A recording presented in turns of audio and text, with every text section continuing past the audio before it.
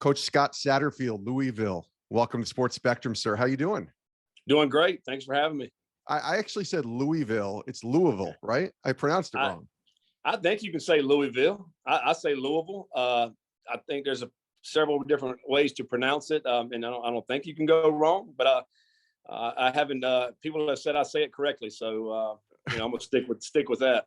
The natives say it properly. I'm up in the Northeast where my accent is all over the place. So we'll get it right, though. I promise you.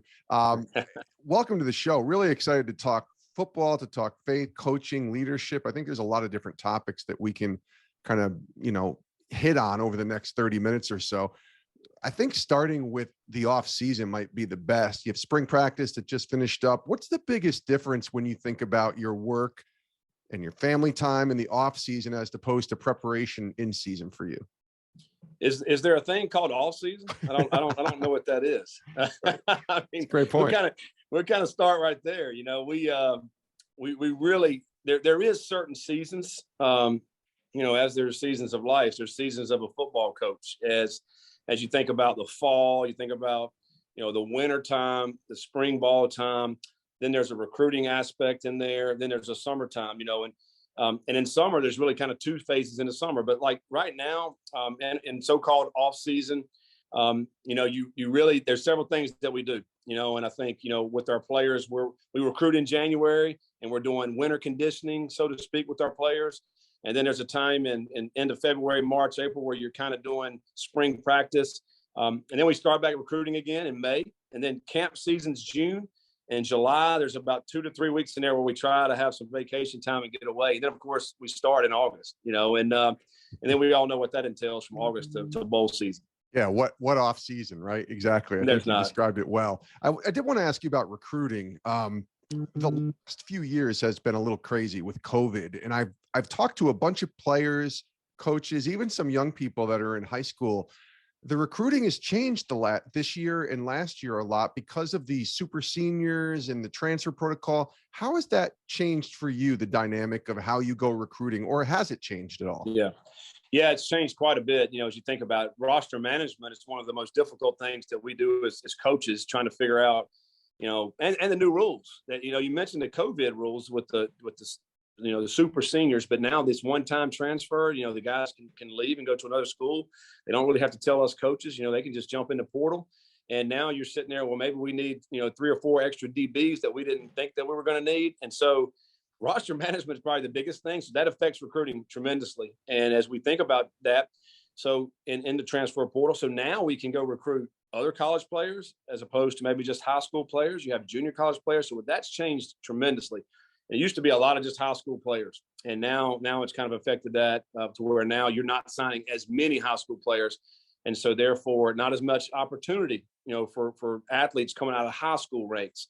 Maybe these guys are transfers from junior college and/or another college. So that's really affected it tremendously. And you think about COVID, we went through 2020 where no one could come on campus, and we couldn't go anywhere, and so now we're doing kind of like we're through Zoom calls. We're trying to develop relationships, but you're not sitting in the same room.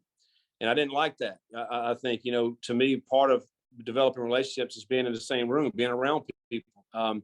You get to pick up on certain cues, body language, how somebody acts when they're not in a conversation. I'm going to watch and see how they act over on the side of the corner of the room, and those type things, the side conversations. I mean, those things are big in recruiting, in my opinion, and we value those as coaches, to pick up those kind of cues about what we want, what kind of player, the type of person that we want to bring into our locker room and our campus. So it's tremendously affected us, and I think hopefully now we're coming out of that, but we are still dealing with the roster management piece.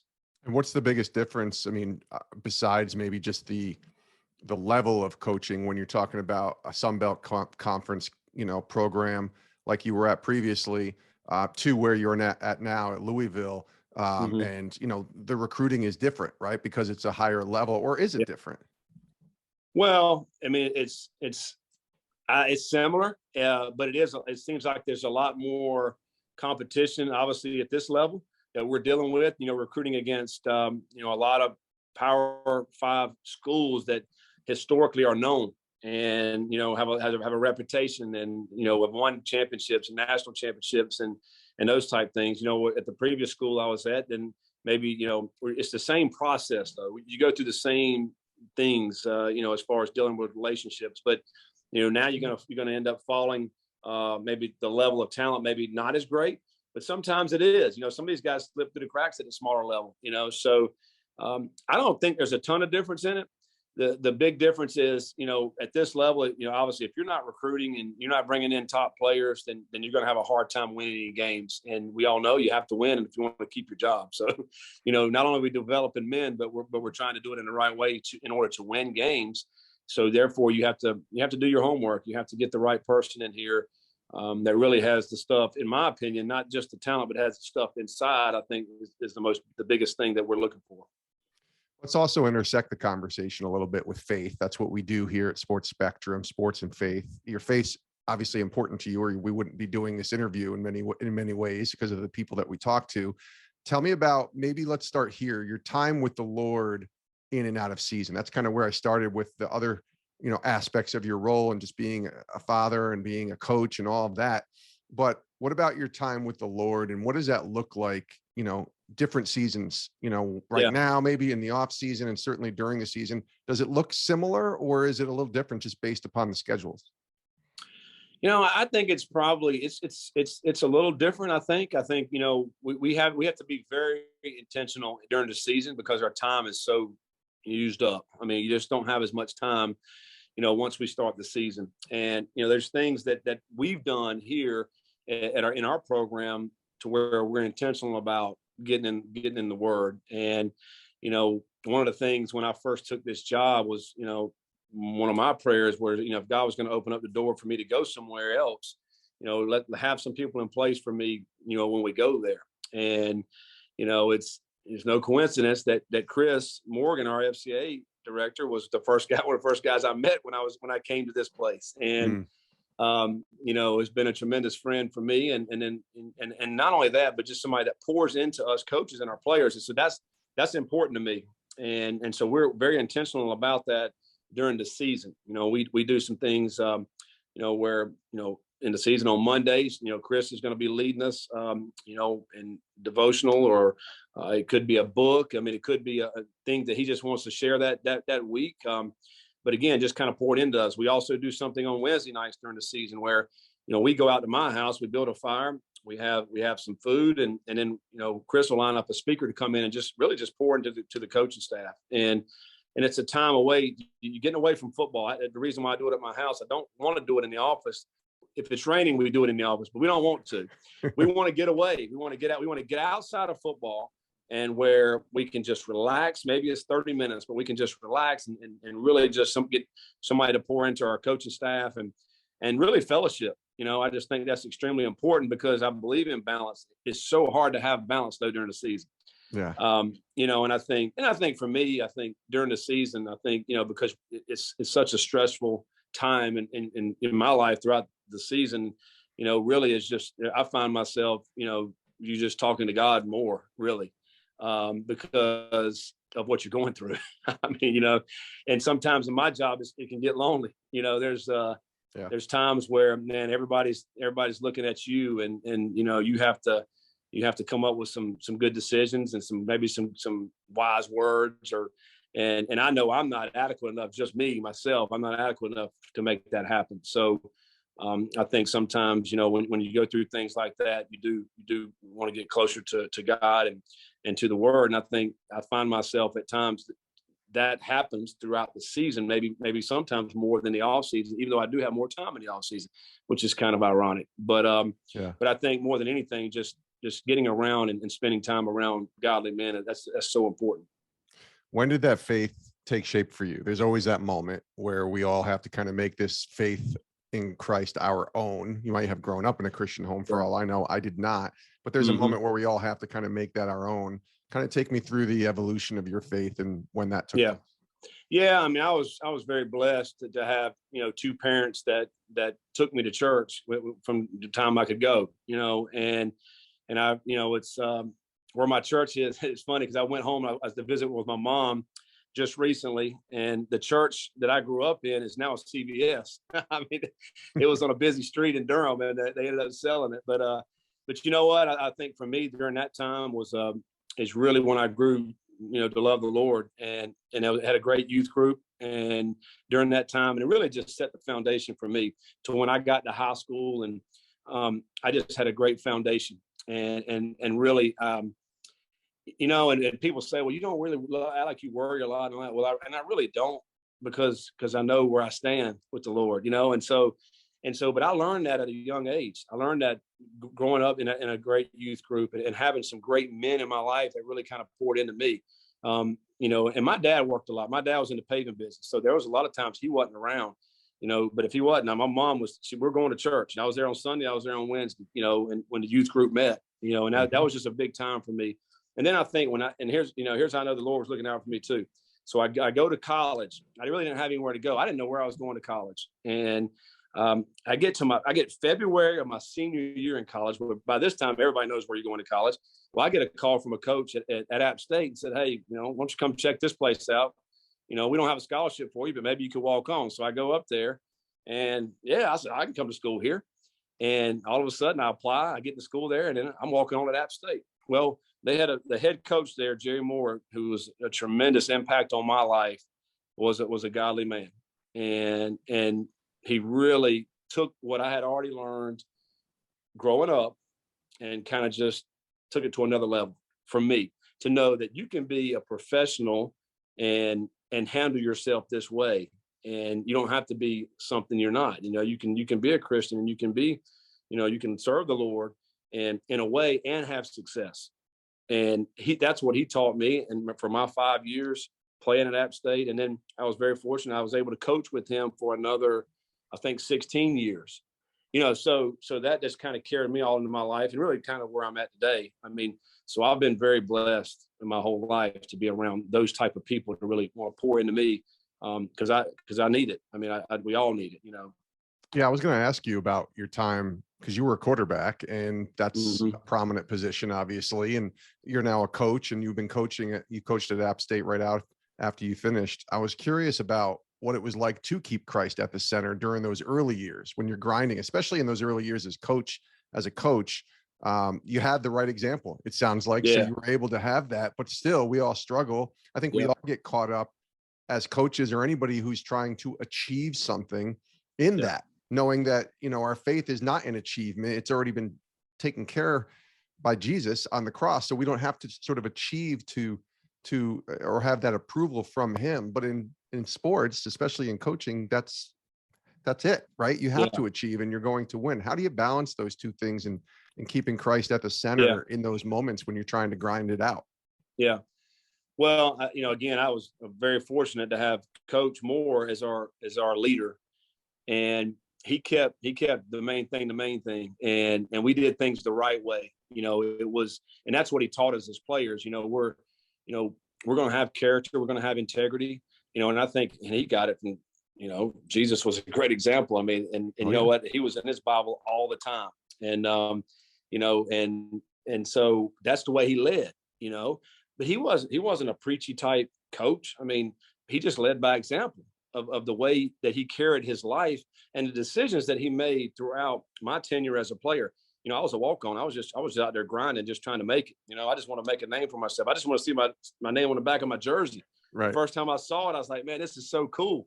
I was like, man, I made it. And then when he brought me in his office and said, hey, you got a scholarship. And I was like, oh yes, now we really made it. I get to call home to my parents and say, hey, you guys don't have to pay for school anymore. But all the while, I'm working my tail off. I'm working as hard as I can possibly work.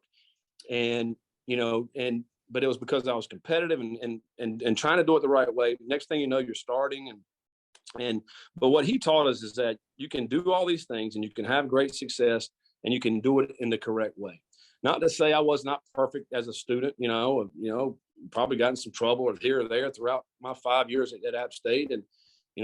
But I was always kept grounded, and the one thing that I always like about, and this is even to this day, those Wednesday nights I learned from Coach Moore, by the way. I mean, how, that fellowship, he started that back in 1989. And as a player, I knew they did it because he talked about it. He would talk about it to our team. And I still not do that today.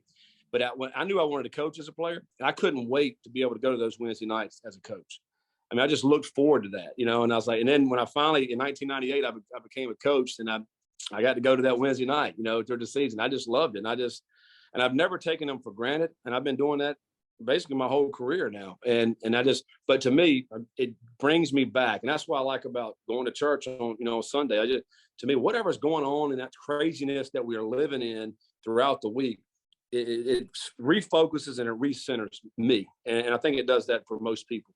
And I think that's why you go to church, on a Sunday or whenever that is. And that's why we do a fellowship on a Monday and on a Wednesday. And because to me, it just refocuses us. It brings us back to what's really important and why we're doing what we're doing. And I think, once that's removed, it's very easy for anybody to start going in a different direction. And it doesn't take long. And next thing you know, you're way over here somewhere, and you have to get back refocused. So as many times as we can do that, that's what's kept me on the path that I'm on is people that have set those as priorities along the way. And I appreciate that. What about when there's a tough game and you don't come out on top? How do you handle that? Maybe some advice for those listening in handling adversity, right? And handling those tough losses, because it's easy when you win. We just saw it at the Super Bowl when the Rams won, and everybody's saying all praise to God and you're giving God the glory. I want to hear it when you lose. And I'm not saying, you can't allow yourself to feel the pain of all the work you put in and then not have you come out on top, but there's still, lessons, I think tons of lessons learned in losing just as much as there is winning. How have you navigated that over the few years, you've been in at Louisville? Yeah, no, there's more lessons. And when you're down in the valley, man, that's where you're learning a lot. And it's not any fun. It's not any fun down there. Believe me. I've been on the mountaintop. I've been a part of 3 national championships and won a ton of bowl games and, whatever, coach of the year twice. I mean, a lot of great things. But you learn so much more when you're down in the valleys. And, and you always think about, if God's putting you, he's never going to put you through anything stronger that you can't handle. And so I've always thought that but now it's still tough. I mean, there's no question about it. And sometimes I'm saying, God, what are we doing here? What's going on? And what do we need to be doing? And I think, cause us as humans, we sometimes we don't know what's going on. A lot of times we don't know what's going on. We're trying to figure it out. And for me, I try to be patient. I try to stay positive, in anything that is negative that's going on. And I'm always trying to find things that I can learn from those negativities. All right. What's happening and what can we learn from it and how can we grow from it? Because I think if you go through a tough time and you didn't learn anything, all you did was go through a tough time. You have to learn from that and you got to grow from that. And I think, but I do think, I don't know how people do that don't have the faith in the Lord. I just don't know how they do it. I mean, because at the end of the day, everything can be taken away from me, as far as what the world sees as great, being a coach or this or that, but at the end of the day, I still have a home in heaven. I still have a God that loves me. I still have people that are surrounding me that love me and the relationships that I have. And so, as long as I have those things, then I'm going to be in a good place. And so you try that. So for me, I'm going to take all those things and I'm going to try to find the best that's out there of whatever I'm going through.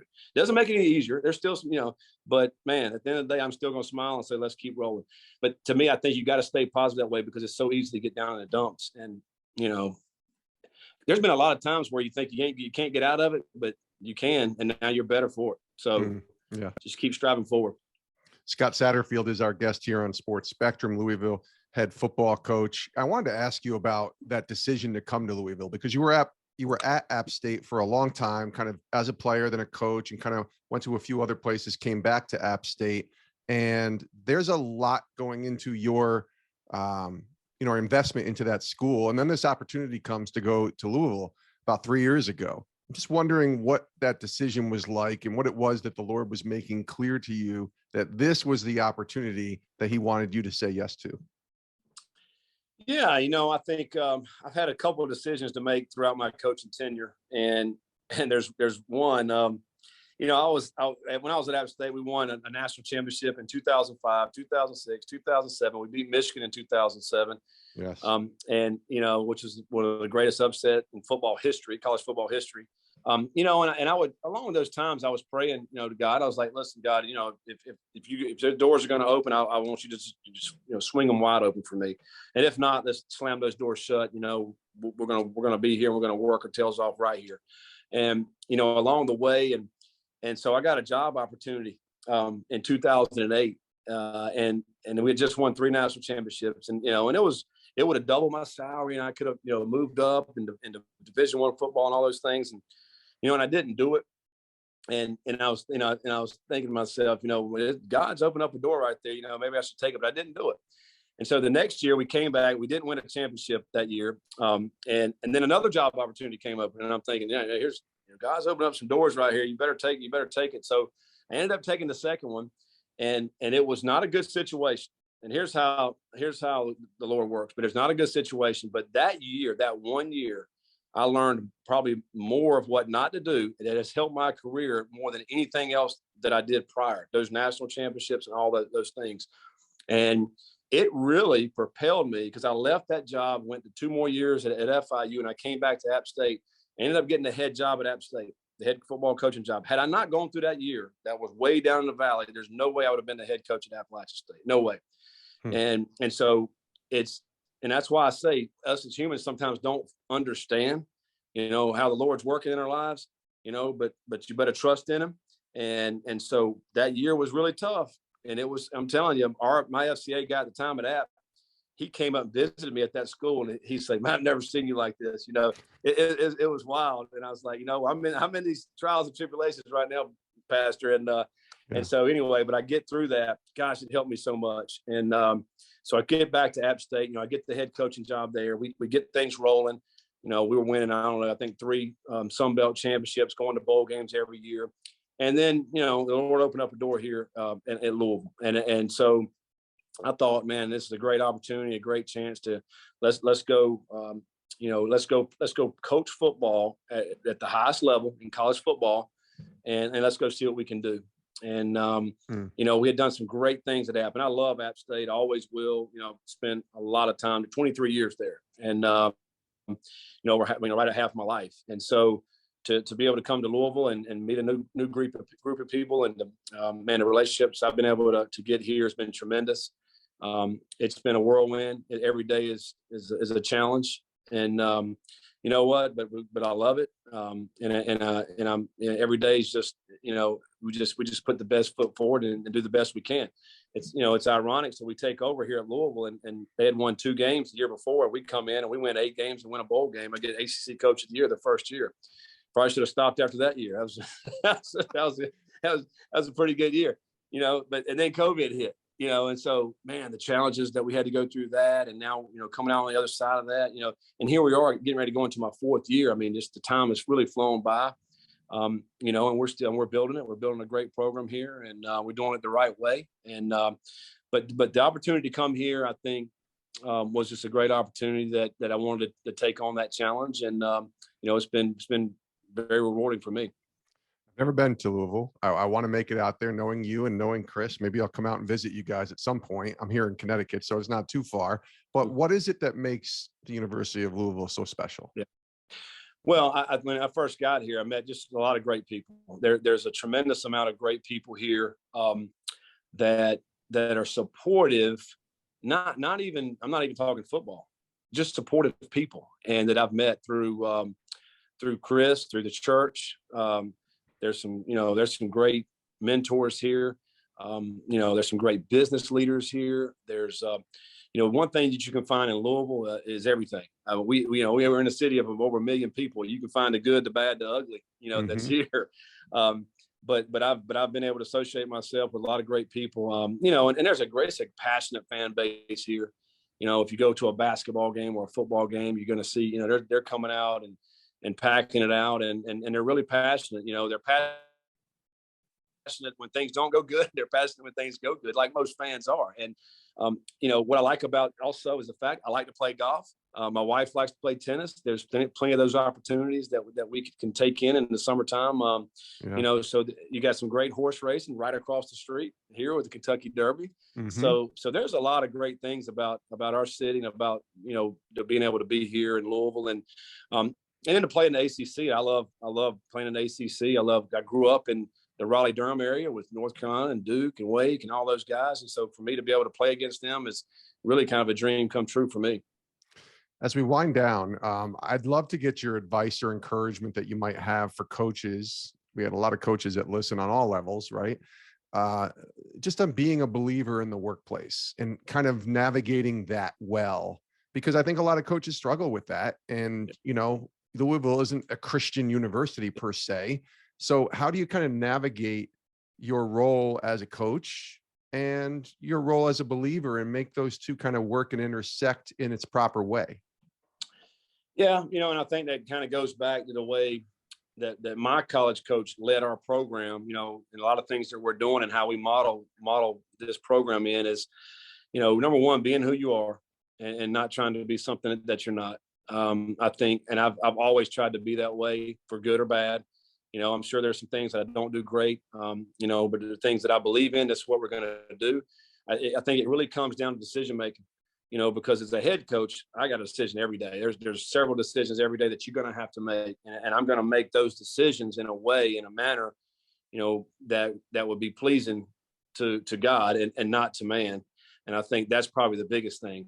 And I'm not stepping on anybody's toes. I don't go around here and, I'm not preaching to anybody, just like my coach did with me, but they do know where I stand, in my walk. I mean, I'm not, I try to do things the correct way. And I think that's the biggest thing. And I try to love on everybody around here, and I think it's hard as a head coach. Sometimes you're getting pulled in many, many directions, and sometimes maybe I don't spend enough time with this person or this group or those type things, but the relationships that we have are the most important thing. And, I think for me as a head coach, if I can just be a great example for our young people, where they can see, a guy who does things the right way and, stands on principle and not on some things that we shouldn't be standing on, then I think I've done what I need to be doing. And also for me, I try to surround myself. I don't want a bunch of yes men. I don't want a bunch of guys just like me. I want a bunch of guys in this building that have a bunch of different walks in life. Their faith is in a lot of different places. I'm not just here to influence a bunch of believers. I'm here to influence our people that are in our building. Right. And some have stronger faith and some don't have as much, but if they can see me and the way I handle my business and the way I walk, then hopefully we've influenced them in a great way. Last question, and this has been a fantastic conversation, Coach. We ask this to all of our guests on Sports Spectrum.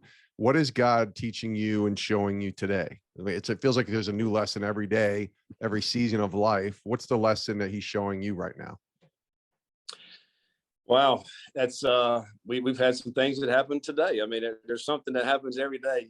I think not only with our players but with our staff. We're a building here. There's over 200 people that I'm getting around every single day. I think for me, patience is really a word that kind of comes to mind. Because us as coaches, we want things to happen right now. It's got like yesterday. It needed to happen yesterday. But it doesn't happen that way. And I think even in our lives, it doesn't happen that way. Like we talked about earlier, I mean, a lot of it is God's timing. It's not my timing, it's God's timing. And so for me to be patient and really to rely on where God has put me and to know that it's going to work out in all good. I think for me, that's the biggest thing that I've taught. And even today, I mean, there's some things that happen. I'm like, man, you just got to be patient. And we know it's going to work out for the best. And you know what? And it will. And I believe that, and it has my whole life, and I know it will continue to work out that way because of where I stand in my life and who my God is. And I think that's all I need. Yes, Scott Satterfield. Thank you so much, Coach. Louisville's head football coach. Excited for I mean, it's only the spring, but we're excited for 2022, and let's get this season going here. All the best to you. Congratulations on all the success you've had. Thanks for joining us, and hopefully we'll talk again soon. Yeah, really appreciate you. You got to come down here and check us out here at the Ville. Appreciate you.